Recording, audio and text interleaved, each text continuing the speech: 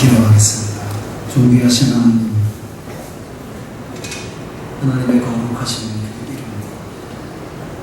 이름, 영광스러운 그 이름 앞에 오늘도 섰습니다.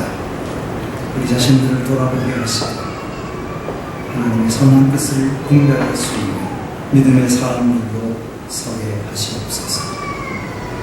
우리에게 주신 믿음을 따라 살게 하시고 믿음의 길을 걸어가며 믿음의 사람으로 세상에 살아있게 하시옵소서.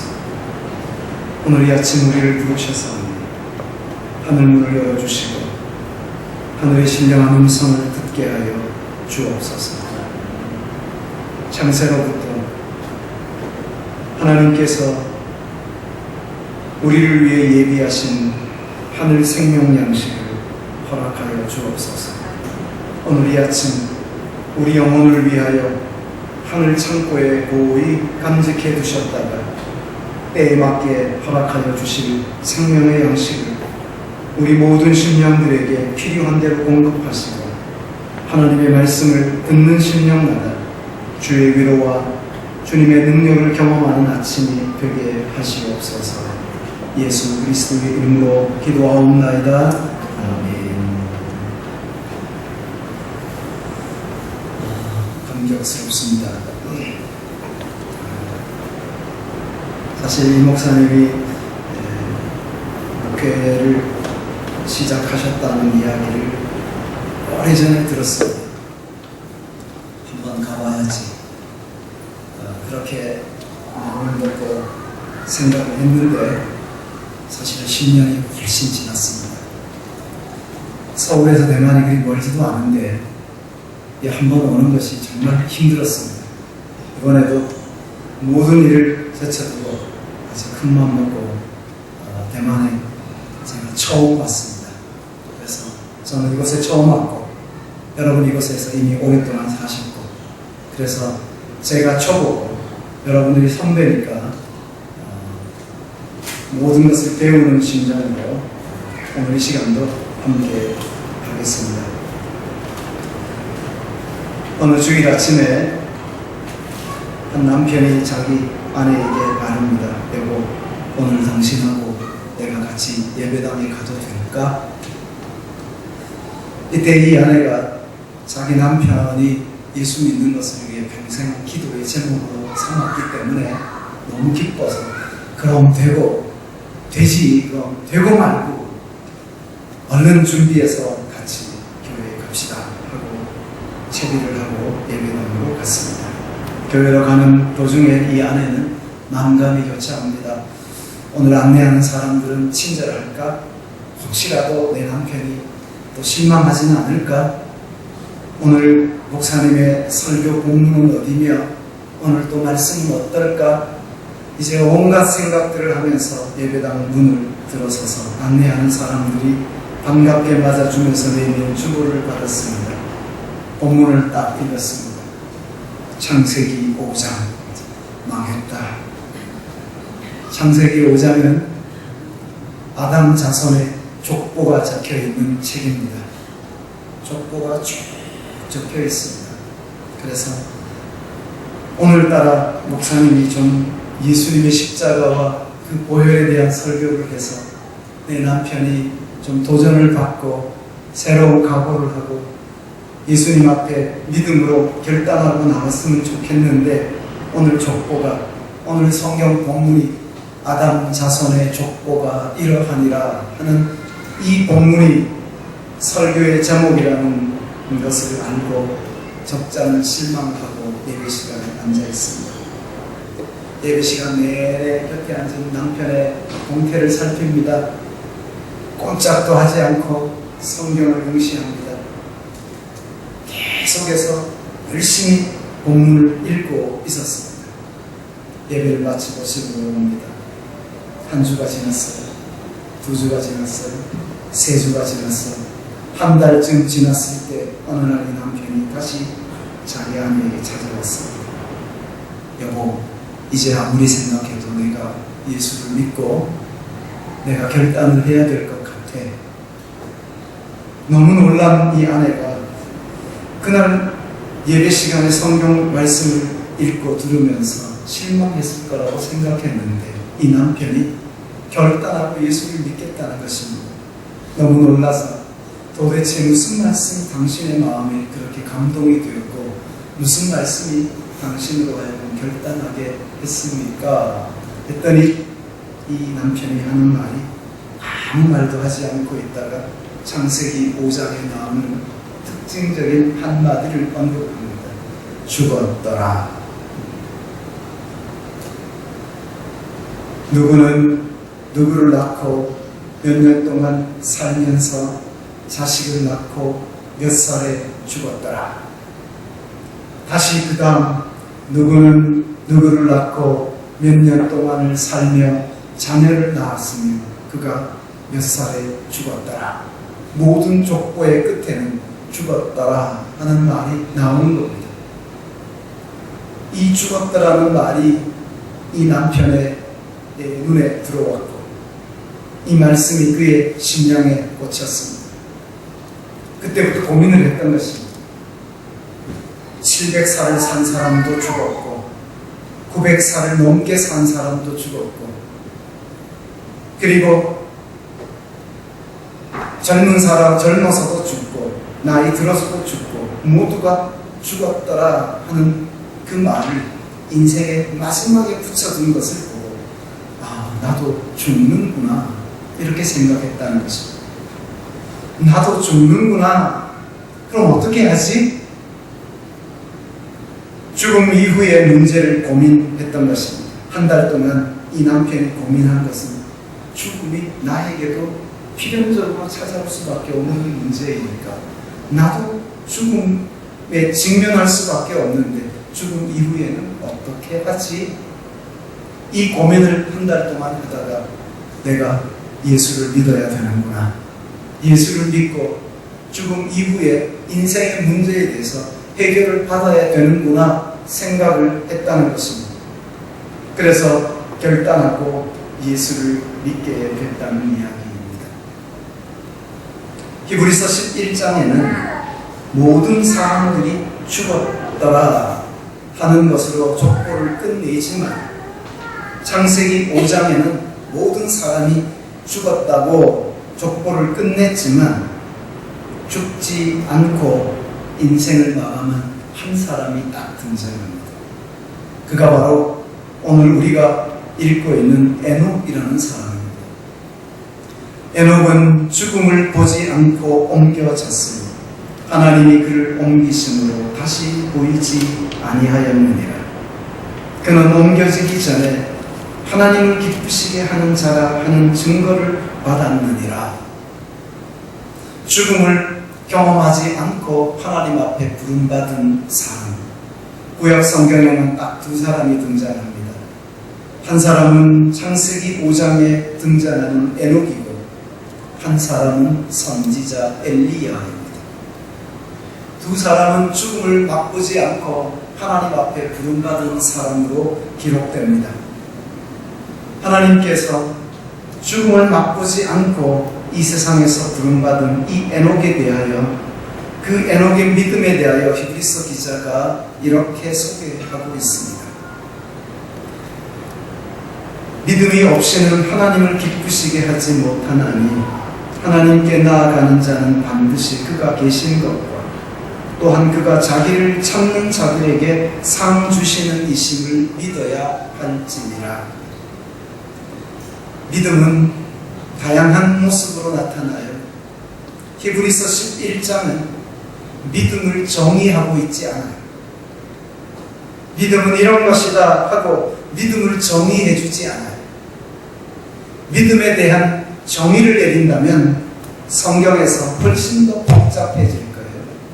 그런데 히브리서 11장은 믿음을 정의하는 것이 아니라 믿음으로 살아가는 사람들의 삶을 비추어주고 있어요. 아벨은 제사하는 믿음으로 하나님 앞에 인정을 받았고 에녹은 하나님의 약속을 믿고 하나님 앞에서 믿음으로 살아가면서 하나님을 기쁘시게 하는 자라고 이렇게 평가하고 있어요. 자기가 처한 상황과 자기가 처해 있는 형편에서 그 처한 상황과 형편에 맞게 거기서 믿음으로 살아가면서 믿음의 증거를 드러낸 사람들을 기록해주고 있는 것이 히브리서 11장입니다. 어떤 상황과 어떤 형편 속에서도 믿음으로 살아가야 되는 것이 하나님의 사람들의 모습이라는 거죠. 그래서 히브리서 11장에는 믿음으로 살아간 구약 성경에 나오는 수많은 사람들을 기록했어요. 그래 놓고 12장으로 딱 넘어가면 히브리서 12장에는 이런 구절이 나와요.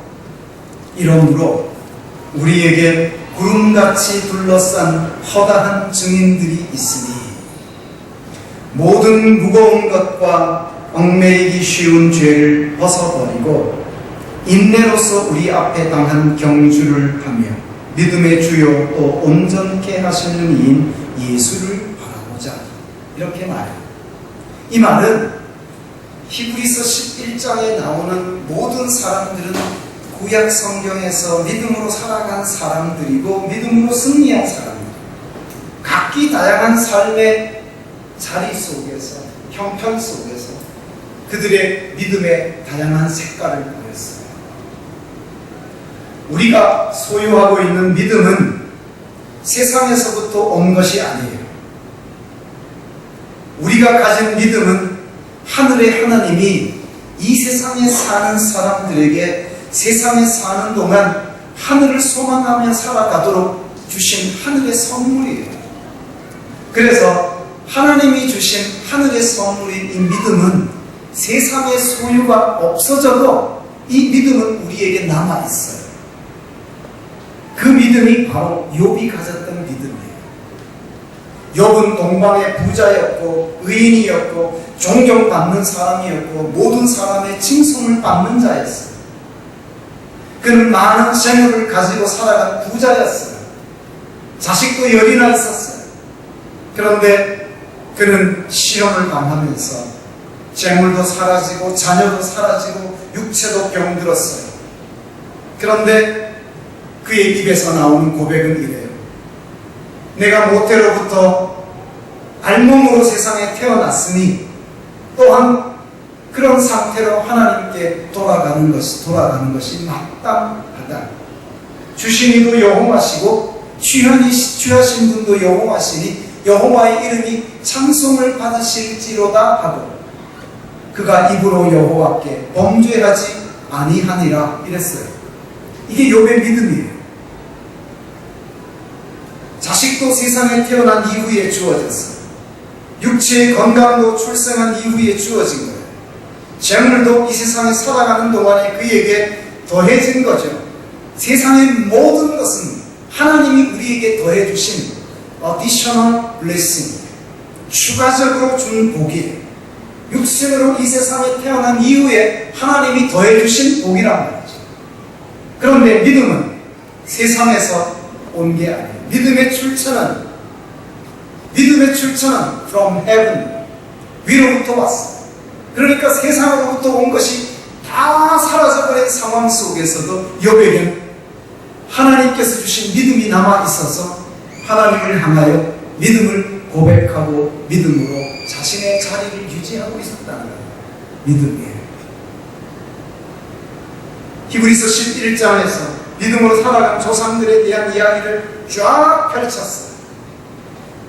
그래놓고 12장에 이러므로 우리 앞에 구름같이 둘러싼 허다한 증인들이 있으니 그들이 누구입니까?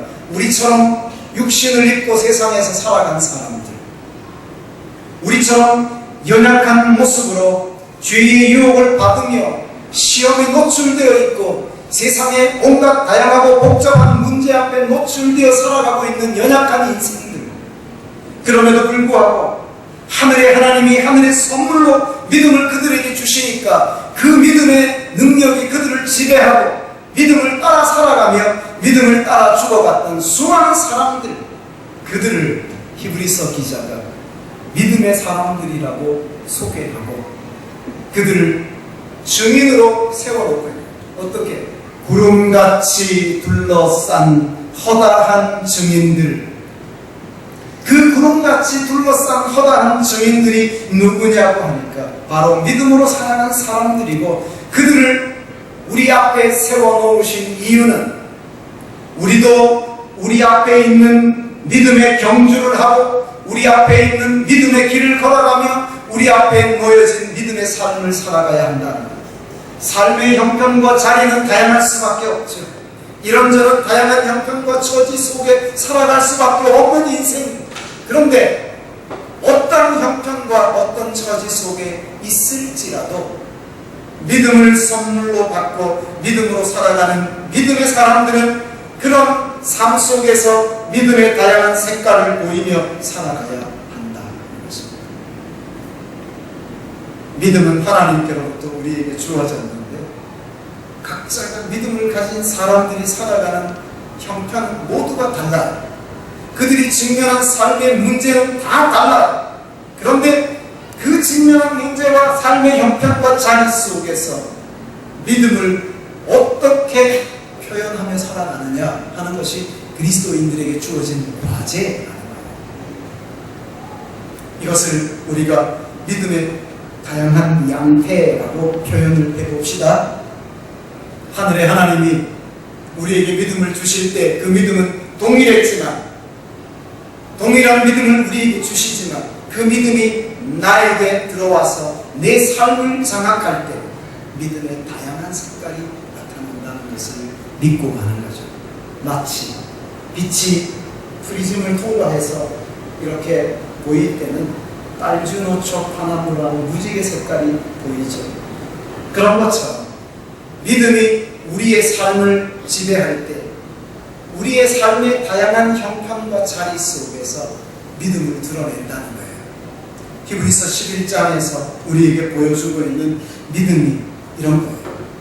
믿음의 조상들은 각자가 자기들이 처한 형편과 자리에서 믿음의 색깔을 드러냈어요. 오늘 저나 여러분들이 살아가고 있는 삶의 현장과 자리가 어떠한지 우리는 그것 또한 살펴볼 필요가 있다고 하는 것이죠. 에녹의 믿음에 대하여 성경이 오늘 말했어요.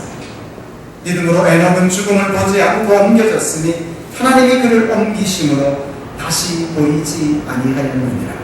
그는 옮겨지기 전에 하나님을 기쁘시게 하는 자라 하는 증거를 받았느니라.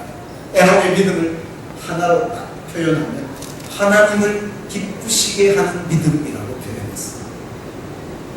아벨은 그가 하나님 앞에서 의로운 제사를 드림으로 하나님이 받으실 만한 제사를 드림으로 하나님 앞에서 용납되고 인정받는 믿음이었다면, 이 에녹의 믿음은 하나님을 기쁘시게 하는 자야 하는 칭찬 듣는 믿음이라고 하는 거죠.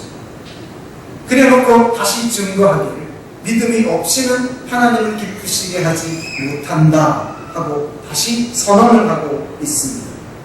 하나님을 기쁘시게 하는 믿음.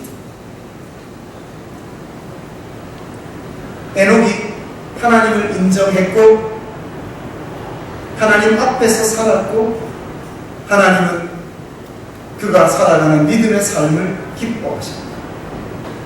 하나님이 에녹을 칭찬하셨다는 것입니다. 에녹 속에 믿음이 있기 때문에, 그 믿음을 따라 살아갔기 때문에 하나님이 그를 칭찬했다고 성경이 말하고 있는 거예요.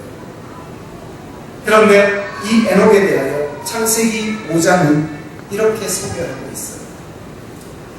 우리가 히브리서 11장 5절 6절에 읽었던 이 이야기는 창세기 5장 21절부터 24절까지 있는 이 내용을 배경으로 하고 있어요. 여기는 이렇게 기록해요. 에녹은 65세에 무두셀라를 낳았고, 무두셀라를 낳은 후 300년을 하나님과 동행하며 자녀들을 낳았으며 그는 365세를 살았더라. 죽었다는 말이 없죠. 에녹이 하나님과 동행하더니 하나님이 그를 데려가심으로 세상에 있지 아니하였더라. 그가 어떻게 살았고 무슨 일을 했는지 아무런 정보가 없어요. 그의 삶을 단지 이렇게 말해요. 65세에 무두셀라를 낳았고 무두셀라를 낳은 후 300년을 하나님과 동행하며 자녀들을 낳고 살았다. 그리고 365세가 되었을 때 하나님이 그를 데려가 버리셨어요. 세상에 있지 않았어요.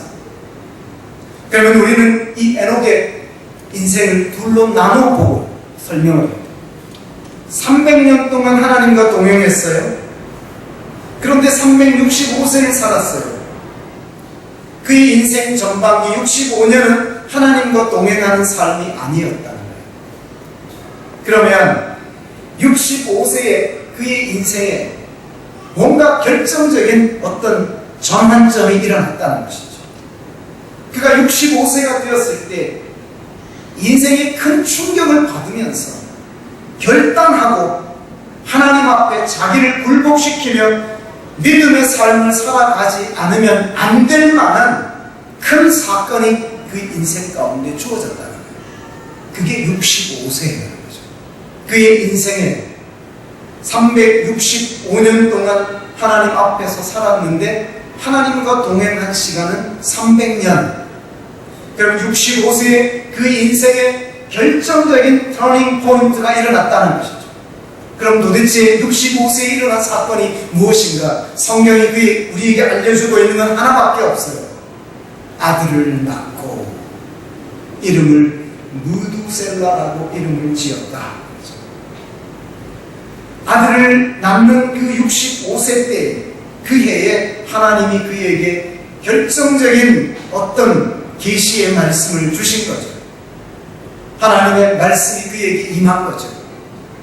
하나님께서 그에게 임하셔서 이제 이후로 하나님께서 계획하고 계신 이 세상에 대한 하나님의 계획에 대해서 하나님 앞에 알게 됐다는 거예요. 그것이 무엇인지 이제 우리가 성경을 통해서 확인을 해볼 필요가 있는데, 하나님께서 결정적인 계시의 말씀을 그에게 주셨을 때 그가 아들을 낳고 아들의 이름을 무두셀라라고 지었습니다. 이것은 아들의 이름을 통해서 하나님께서 그에게 무슨 계시의 말씀을 주셨는지를 추측하게 하는 내용입니다. 무두셀라라는 말은 두 개의 단어로 만들어져 있습니다. 우선은 마트라고 하는 하나의 단어, 명사. 이것은 성인 남자, 그것도 굉장히 건장한 성인 남자를 일컫는 말이에요. 또 하나, 쉘라라는 또 하나의 단어가 있습니다. 이 두 단어를 합해서 무두셀라라고 해요. 이 쉘라라는 말은 병기 혹은 창, 무기를 말하는 것이죠. 기골이 장대한 장수가 이 창을 들고 서 있는 고대 용사를 아주 연상시키는 단어가 무두셀라라는 말. 이 말과 함께 하나님께서 그에게 주셨던 계시의 말씀을 우리가 생각할 수 있는 것은 이 아들의 죽음과 함께 하나님께서 이 세상에 심판을 선고하셨다는 내용을 우리가 이해할 수 있다. 아들이 죽으면 이 세상이 멸망을 받을 것이라는 하나님의 심판에 대한 선포가 그에게 이미 있을 것이죠. 무두셀라라고 이름을 지었습니다. 하나님의 약속의 말씀이 그에게 임하고 하나님의 계시가 주어졌을 때 에녹은 하나님이 주신 경고를 잊어버리지 않으려고 하는 거죠. 지혜로운 사람이에요. 지혜로운 사람이죠. 여러분 보십시오. 세상이 종말이 있고 예수 그리스도가 다시 오시고 이 세상 마지막이 있다고 아무리 우리가 들어도 그때는 경각심을 가졌다가 시간이 지나면 다시 우리는 그 생각에서 벗어나 버리죠. 잊어버리죠. 둔해져 버리죠. 그런데 에녹은 하나님의 이 말씀을 자신의 뇌리 속에 자신의 가슴 속에, 자신의 시선에서, 자기의 입에서 그 말씀이 떠나지 않도록 하기 위해서 안간힘을 쓰고 살아간 사람입니다. 그래서 아들의 이름을 무두셀라라고 짓습니다. 그리고 아들을 부를 때마다, 무두셀라라고 아들의 이름을 부를 때마다 하나님께서 이 아들이 죽으면 세상을 심판하실 것이라는 것을 떠올립니다. 종말의 메시지를 자기의 생각 속에서 떨쳐버리지 않습니다. 아들의 이름을 부를 때마다, 아니면 아들을 쳐다볼 때마다 내 아들, 사랑하는 아들 무두셀라, 그 아들을 쳐다볼 때마다 하나님께서 마지막에 이 세상을 심판하실 것에 대한 하나님의 경고의 메시지에서 그는 벗어나지 않습니다. 눈을 감고 있어도 아들을 생각만 해도 가슴이 뿌듯하고 흐뭇한데, 눈을 감고 아들을 생각만 하면 하나님께서 이 아들과 더불어 주신 경고의 메시지를 생각합니다. 그가 65세의 아들을 낳고 그때부터 300년 동안 하나님과 동행할 수 있었던 것은 하나님의 경고의 메시지에서 벗어나지 않았기 때문에 그래요. 라이놀드 니버라는 현대 신학자가 있어요. 이 니버는 3남매가 다 신학자였어요. 리차드 니버, 그는 크라이스트 앤 컬처, 그리스도와 문화라는 중요한 책을 써서 모든 사람들이 그 책을 읽고 문화에 대하여 그리스도인들이 가지는 세상에 대한 자세를 배우게 했어요. 그의 여동생인 훌다 니버라는 이 여자는 바울 신학자였어요. 바울에 대한 연구를 하는 신학자였죠. 라이놀드 니버는 윤리에 관한 많은 책들을 썼어요. 그가 이렇게 말해요. 현대인의 부도덕함은 어디에서 오는가? 현대인의 부도덕함은 하나님의 심판을 염두에 두지 않고 사는 데 있다. 이렇게 말했어요. 하나님의 임박한 심판과 하나님이 세상을 심판하실 것이고 하나님께서 세상을 살아간 사람들에 대하여 심판을 하신다는 것을 염두에 두고 사는 사람은 자기의 삶을 돌아보면서 하나님 앞에 거룩하고 경건한 백성의 모습을 유지하려고 안간힘을 쓸 수밖에 없다는 이야기인 것이죠. 에녹이 세상을 향하여 하나님의 심판을 외쳤다는 메시지가 히브리서나 창세기에는 없어요. 하나님의 심판에 대하여 경고를 했다는 내용이 히브리서 11장에도 없고 창세기 5장에 나오는 족보에도 없어요. 그런데 그 내용이 유다서에 등장한다는 것이죠. 우리가 요한계시록 바로 직전에 나오는 유다서라는 성경을 보면 유다서는 한 장으로 되어 있어요. 그런데 여기 14절과 15절에 이런 내용, 아담의 7대 손인 에녹이 이 사람들에 대하여도 예언하여 이르되 보라, 주께서 그 수만의 거룩한 자와 함께 임하셨나니 이는 뭇사람을 심판하사 모든 경건하지 않은 자가 경건하지 않게 행한 모든 경건하지 않은 일과 또 경건하지 않은 죄인들이 주를 거슬러 한 모든 완악한 말로 말미암아 그들을 정죄하려 하심이라 하였느니라. 에녹의 삶과 그리고 에녹이 믿음으로 살아간 그 생활 속에서 그는 세상의 패역함과 세상이 경건하지 않게 살아가는 모든 것과 그들이 경건하지 않는 삶을 살면서 경건하지 않는 말을 하는 그것에 대하여 세상을 경고했다. 하나님의 심판이 있을 것에 대하여 경고했다고 말하는 것입니다. 저는 이 에녹이라는 이름을 보면서 이런 연관성을 창세기 4장과 창세기 5장에서 한번 끌어내보려고 해요. 창세기 4장에 가면 가인의 자손들이 이 세상 속에서 번성하는 기사가 나와요. 가인이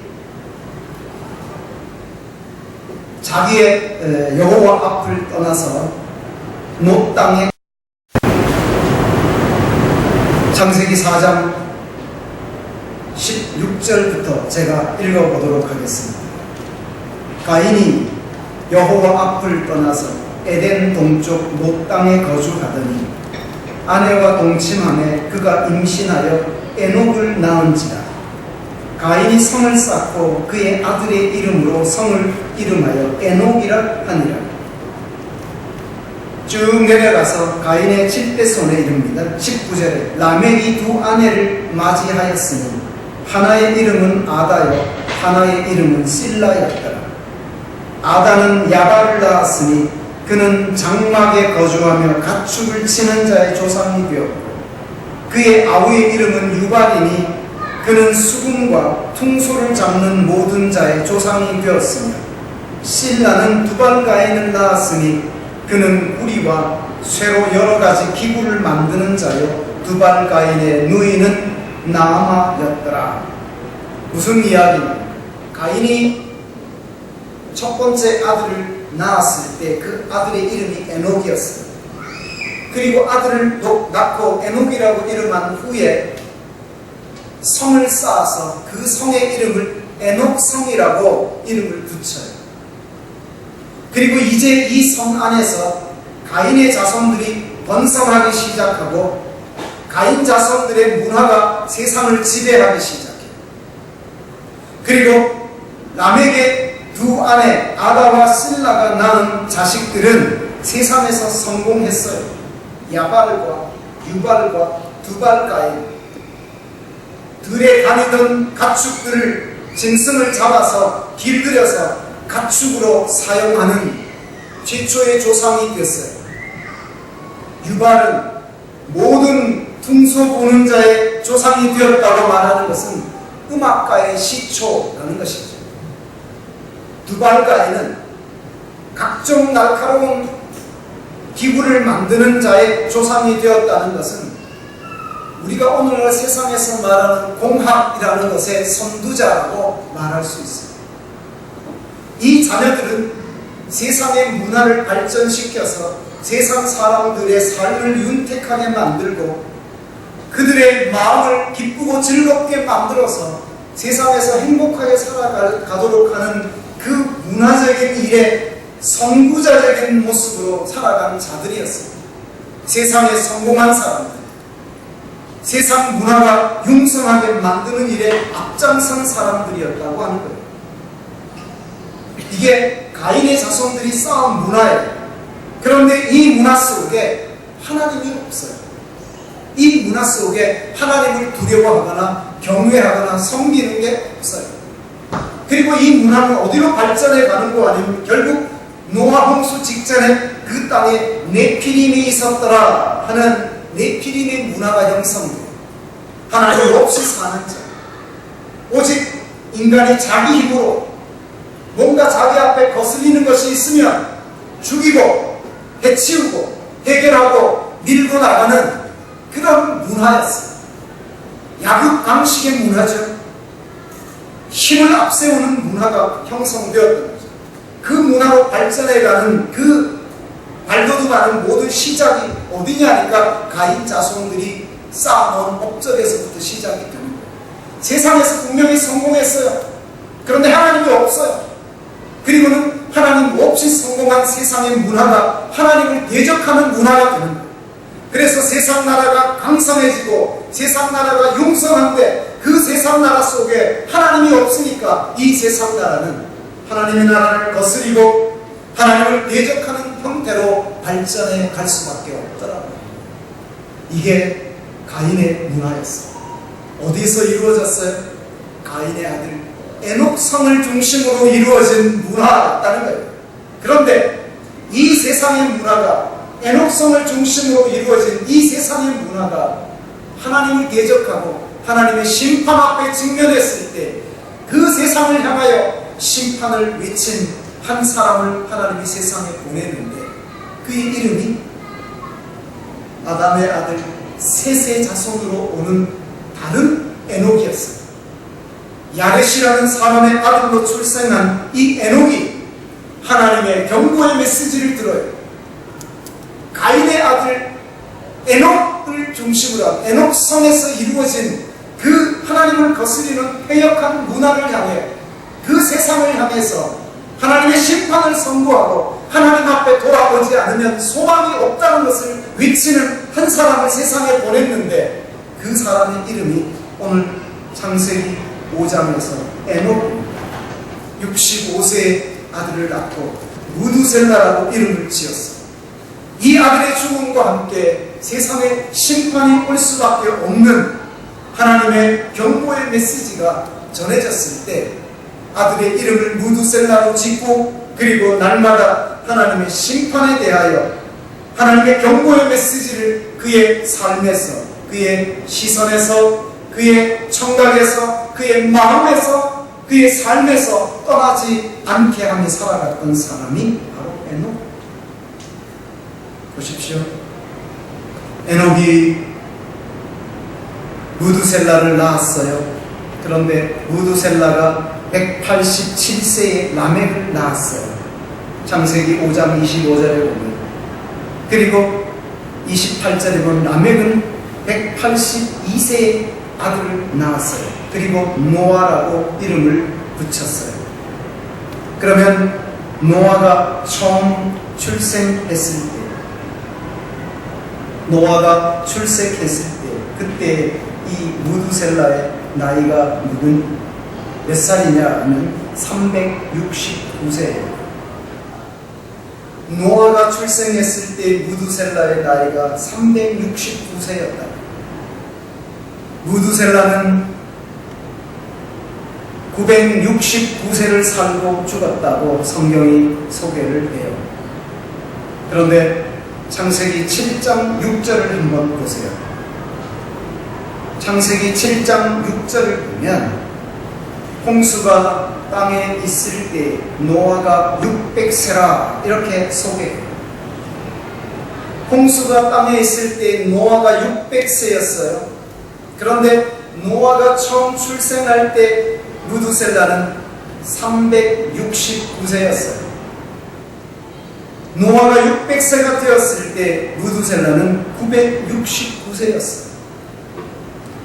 27절에 5장 27절에 그는 969세를 살고 죽었더라. 무두셀라가 죽는 그 해와 노아 홍수가 있던 해는 동일한 연도에 해당이 되고 있습니다.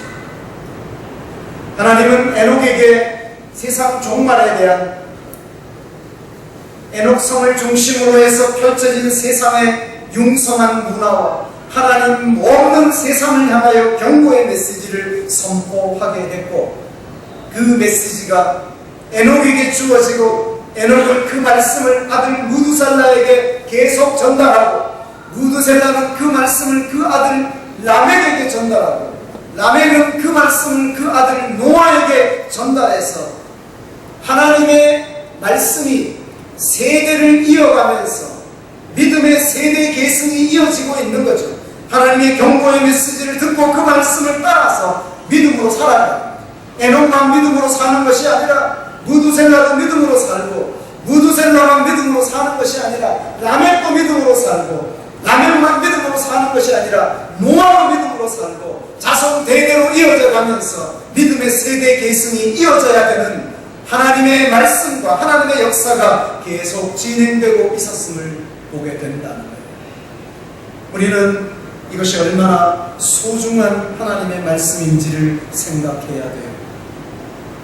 하나님께서 하나님의 살아계신 역사를 대를 이어가면서 지속되게 하시는 분이라는 것을 믿어야 될 줄로 압니다.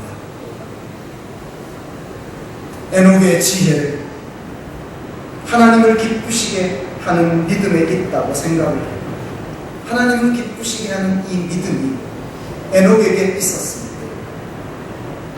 에녹이 하나님의 약속의 말씀을 떠나 살지 않으려고 하는 그 의도와 시도가 아들의 이름에 있다고 생각해요. 올 때마다 생각해요. 아들을 부를 때마다 생각해요. 눈을 감고 아들을 생각할 때마다 그 말씀을 떠올려요. 이 아들의 죽음과 함께 이 세상에 심판이 임한다. 그런데 보십시오. 이 아들이 언제 죽을지 압니까? 이 아들이 100살에 죽을지, 이 아들이 200세에 죽을지, 300세에 죽을지 누가 알겠습니까?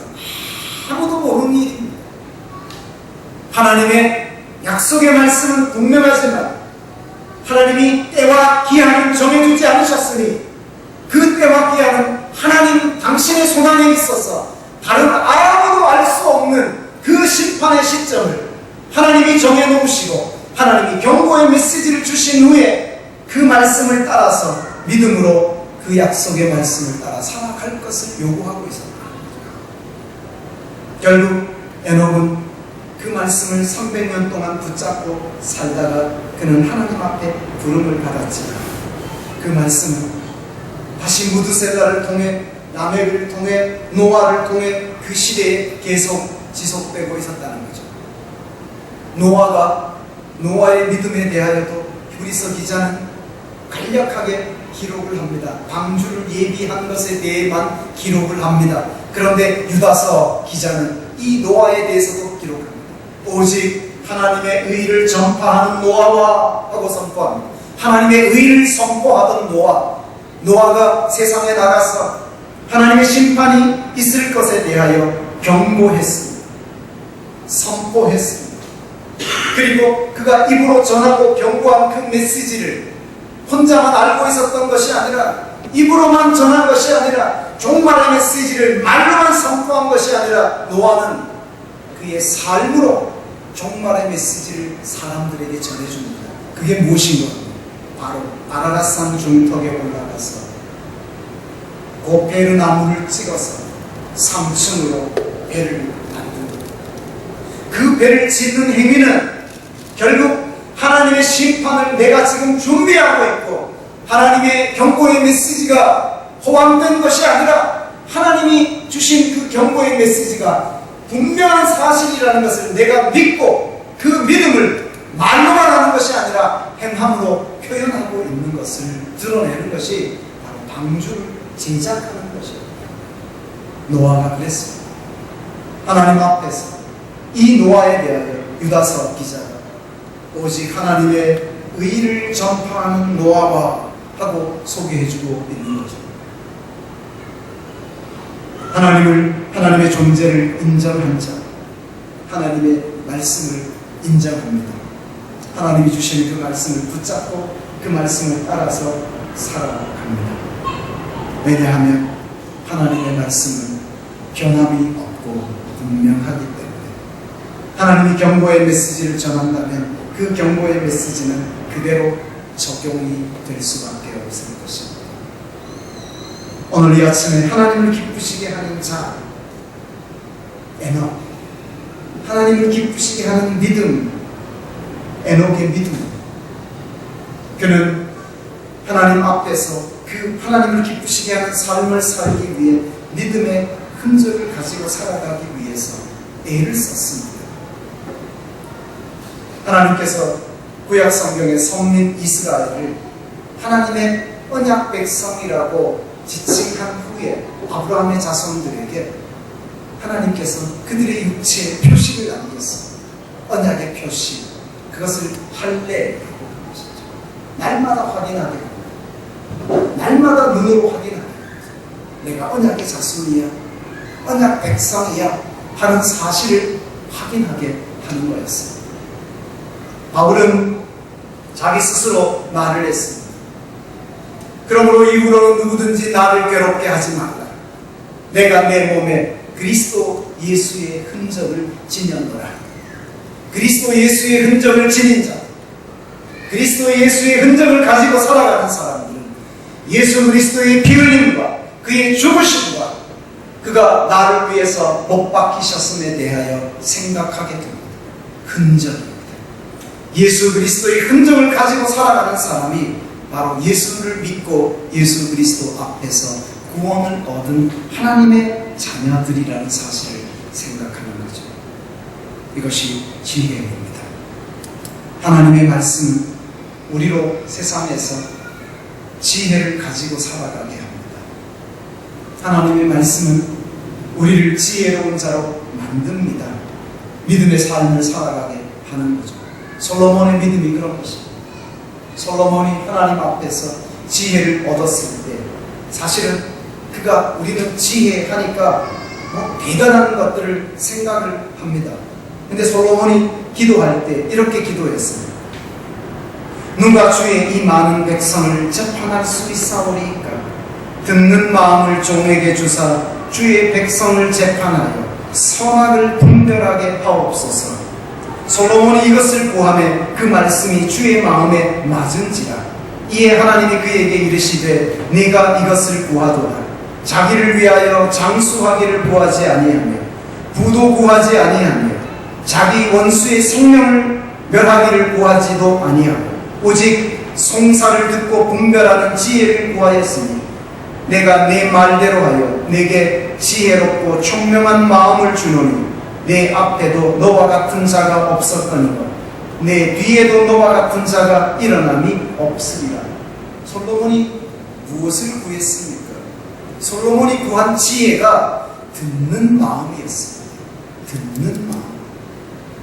하나님의 말씀을 듣고 그 말씀에 순종할 수 있고 그 말씀을 듣고 지혜를 얻어서 백성들에게 있는 선과 악을 분별할 수 있는 지혜를 달라고 그랬어요.